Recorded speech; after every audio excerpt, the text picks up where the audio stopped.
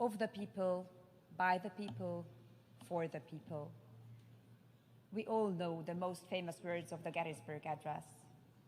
However, fewer people know that Abraham Lincoln borrowed these words from one of the greatest Hungarians, Lajos Kossuth, the leader of our 1848 War of Independence, who was born on this very day, the 19th of September. Dear President, Excellencies, ladies and gentlemen, all for the people and all by the people. Nothing about the people without the people. This is the main purpose of the sovereign Hungarian state and the guarantee of our freedom. The Hungarian people want peace and security.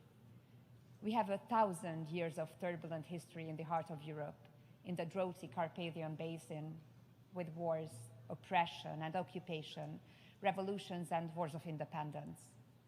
We know how precious freedom is and how painful it is to be deprived of it. I myself was born during the decades of Soviet oppression, when my country was not free.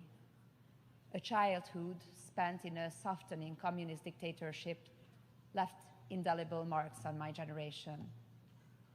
The rejection of any kind of oppression has become an instinct in us.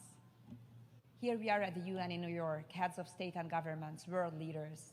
We have come together as we do every year in the United Nations, created by our ancestors' desire for peace, demand a ceasefire and a just peace.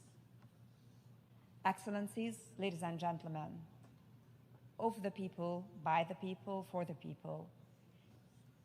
Elon Musk may be right when he says that demographic decline is a more serious problem than the climate crisis. Little attention is paid to the real and irreversible change of the world.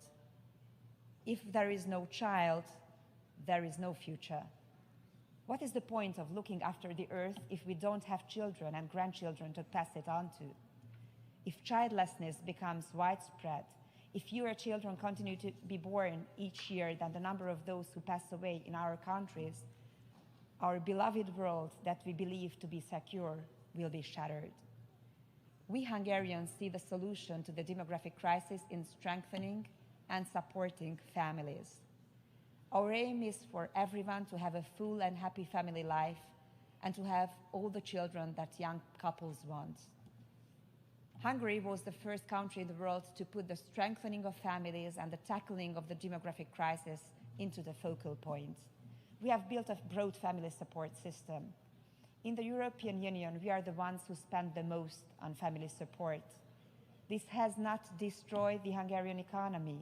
On the contrary, strengthening families is positive in economic terms. We protect parental freedom. We strongly believe that the right to raise children does not belong to the state, nor to NGOs, nor to the media or the knowledge industry, but to parents.